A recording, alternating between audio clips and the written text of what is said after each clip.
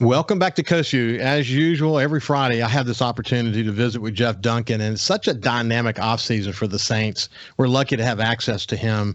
So if you missed that conversation, you can go to the SuperTalk Gulf Coast Facebook page or to the SuperTalk Mississippi YouTube page or to your favorite podcast and listen to my weekly conversations with Jeff Duncan. So insightful.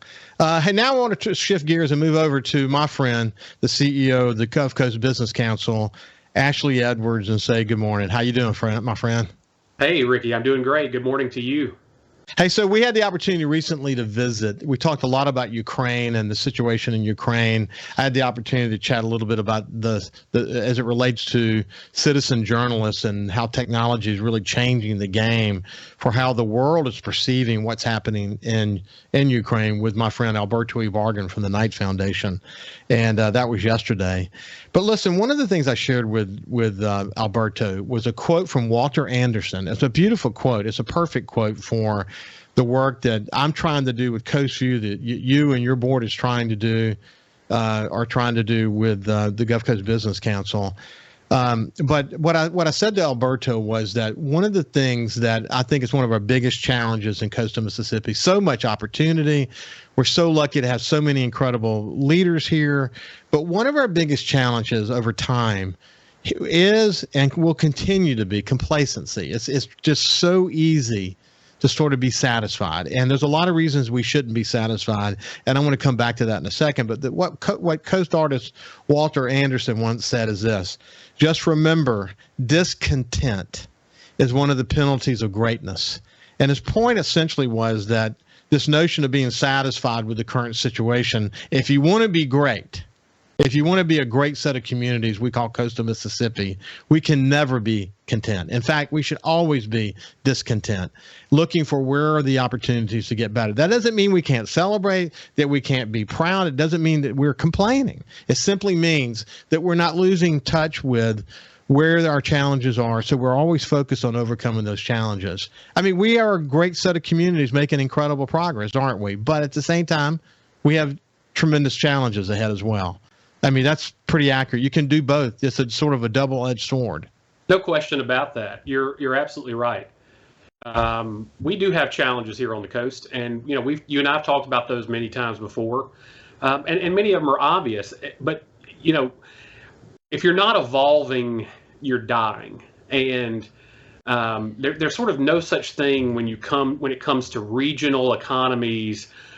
When it comes to the constant forward march of economic momentum, of technological growth, of societal change, you name it. There's no such thing as sitting still, right? And the difficulty that I think we often have on the coast is we often are trying to perfect a playbook that was written for a different era. And that's not always easy to talk about because people take that personally. It's not a criticism of leadership as much as it is maybe challenging ourselves to recognize that we live in this constantly changing environment, this constantly changing world.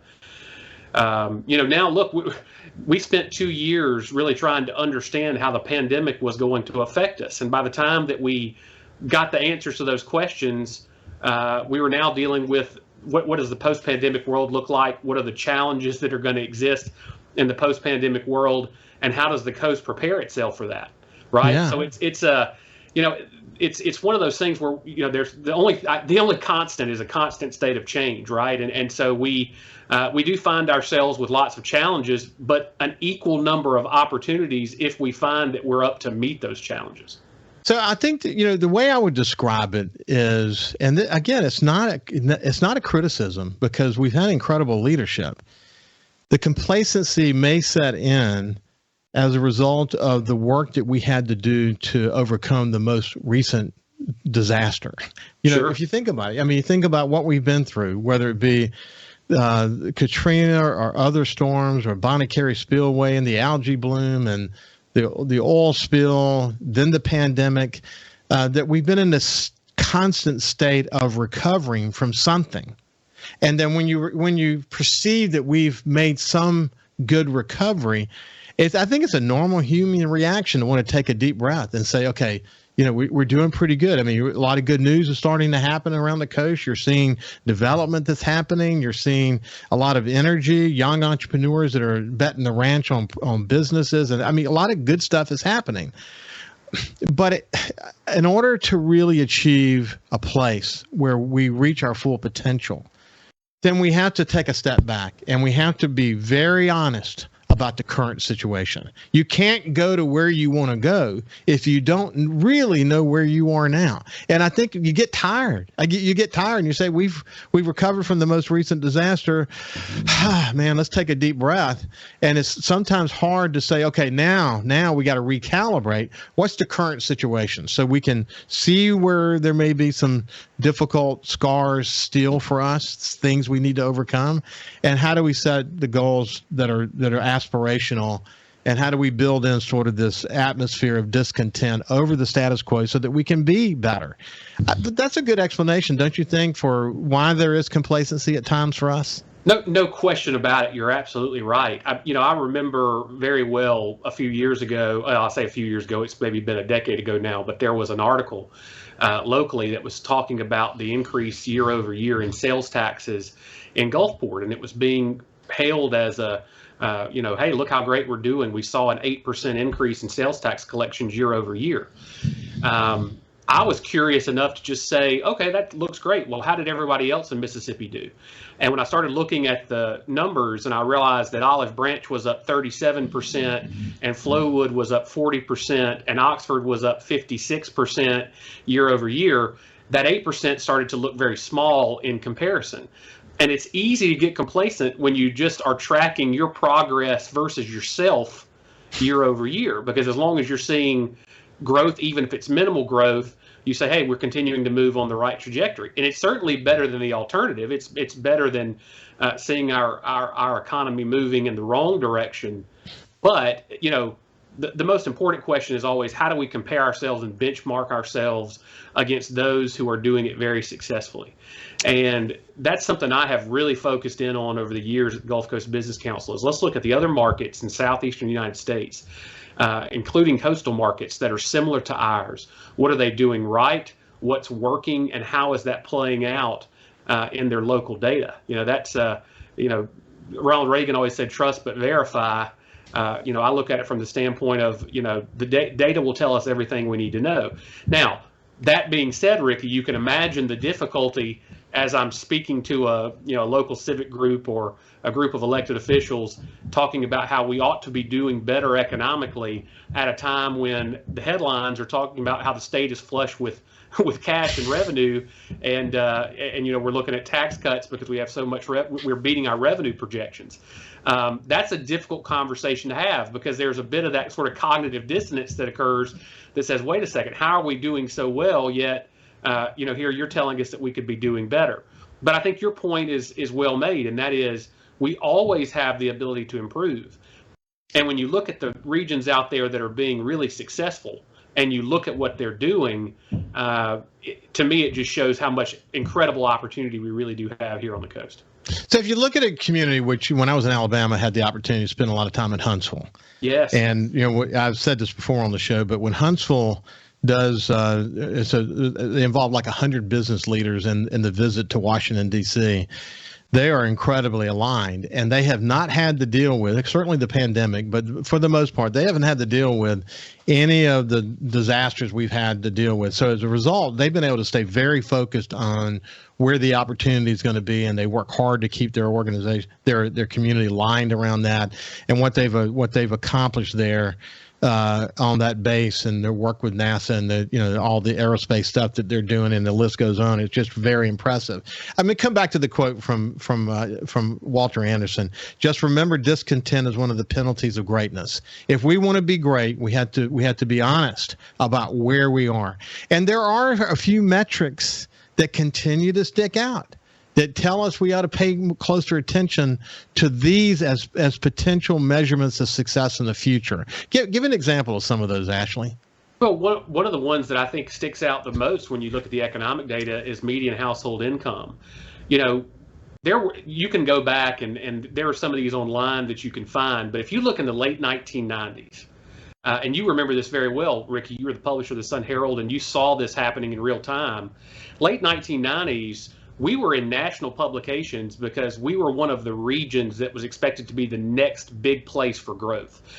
We were growing at a pace in the late 90s, the early 2000s, that really put a lot of our competitors to shame. And to your point, not our own fault that we had to deal with Hurricane Katrina in 2005, an oil spill hitting at the same time that we were in the height of the Great Recession, the Bonnie Carey spillway, the algae blooms, the Mississippi River floods. I mean, you name it.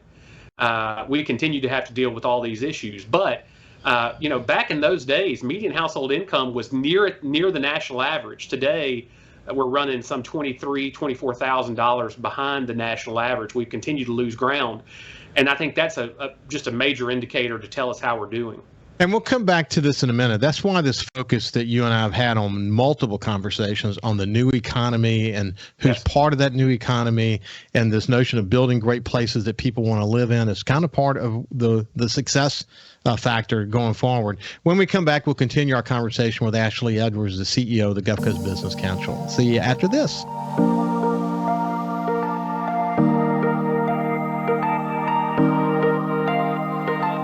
Welcome back to Coast Vue. We're having a conversation with Ashley Edwards, the president and CEO of the Gulf Coast Business Council.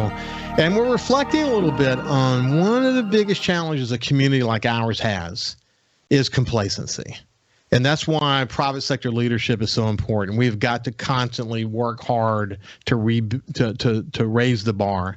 And that's one of the reasons why the Business Council, which is a regional business organization, is always focused on the future, strategic planning, taking an honest look at the data. What does the data tell us? That should give us sort of a wake-up call, that should make us not complacent, that should give us a good, healthy dose, as Walter Anderson suggested, of discontent. And discontent is really important if you want to be great, because you have to be honest about where you are now. When we went to break, Ashley mentioned that one of the data points that the Business Council has paid attention to is the fact that if you look at median household income, it's not what it needs to be. Bottom line, it's not where it needs to be. Not where it needs to be relative to ourselves, not where it needs to be relative to other communities. It's just not where it needs to be. And the way to focus on that is we have to bring in better, more higher paying jobs, and there's certainly the opportunity to do that. What are some other data points that you look at, Ashley, where we're not measuring up? Well, there are things like location quotients that I'm very interested in. That gets into some pretty deep sort of economics. But on the basic level, what we're really talking about is what does our labor mix look like here on the coast, and how does it change over time? And that's what's really important, because there's such great federal reporting in terms of things like the North American Industry Classification Code system that allows us to look at how our businesses and our labor mix, our workforce compares to other states, to other regions, and to the nation as a whole. And so, there are certainly places that we have competitive advantages. When you look at, across the board with the blue economy, we see location quotients that show that we have a much higher relative concentration of those types of jobs. And many of those tends to be higher paying jobs. You look at Jackson County, for example. As an individual county, Jackson County has tremendous numbers compared to most other counties really across the three-state region that includes Alabama and Louisiana because of how the high-paying industries that they have there. So it's really duplicating that across the board. And, things continue to get harder as time goes on because, we hit peak employment in the Mississippi Gulf Coast in 2002. That's a surprise to a lot of people that peak employment was back in 2002. And as time goes on with things like automation and just manufacturing getting leaner and leaner than it is, we're going to continue to see that employment numbers are not going to be as high as they were. And so the offset to that is ensuring that we're finding ways to ensure that all of those that are employed are getting better wages, better salary, and that we're bringing in and attracting more jobs. And the way that we do that is it's a variety of ways. But one of the most important things is, we see 40 some odd million Americans who are now working remotely, which means that they can work remotely through the internet connection and live anywhere they want to live. Our ability to go and find those people, bring them to a place that has incredibly high quality of life, a relatively low cost of living comparatively, that's a great opportunity for our area. And, I think as time goes on, entrepreneurship is going to continue to be a big thing. We're going to see the next generation of millionaires in Mississippi coming out of coding academies. It's going to be interesting to see the changes that continue to occur as time goes on. And so really kind of it's almost economic gardening. It's making sure that we're growing economic opportunity in a variety of different ways in a diverse set of circumstances, so that people really have opportunity, not only to the people that live here can do very well, but we have opportunity to attract more people to come in and live here on the coast and pay taxes and spend their money locally. It is important to recognize that one of the ways that we can succeed, and this is something that I'm sure that regular listeners get tired of me hearing it, but by the time you got tired of me hearing it, some people are just hearing it for the first time. And that is that one of the best ways for us to sort of dig ourselves out of these challenges that we still face is by focusing on building the kind of communities that young people want to live in. And that's why when I talk about mixed use, it's really important, because the old days of people living out in the boonies and then driving into work, and those days are over. Young people want to live, work, and play in a similar area. So if you think about major mixed-use projects being talked about for downtown Gulfport, or the incredible amount of activity that's happening now in downtown Biloxi, and then you look at Ocean Springs, what's happening there, and the emergence of boutique hotels and other types of mixed-use housing. You look at downtown Pascagoula, and you already look at the way Bay St. Louis has come back from the storm. The list goes on and on. But we're making a lot of progress, and I think if we continue to think about that and have the kind of entrepreneurs that are willing to invest millions of dollars in revitalizing our downtowns, it's going to make a big difference. Last words, Ashley? Well, I'll just say very quickly, Ricky, we have been building really nice roads to get people out of our downtowns for the last 40 years, and we've been very successful at that. It's time to start figuring out a way to get people back into them. Boy, isn't that true? That is so true. I enjoy our time together, Ashley, and we will come back together again. The next conversation you and I are going to have is about the latest on the Coast Restoration Fund, the BP money, and how we're doing with that. We'll see you We'll see you. Have a great day, buddy. Appreciate you, Ricky. Thank you. You bet. Have a good weekend, and we'll see you on Monday.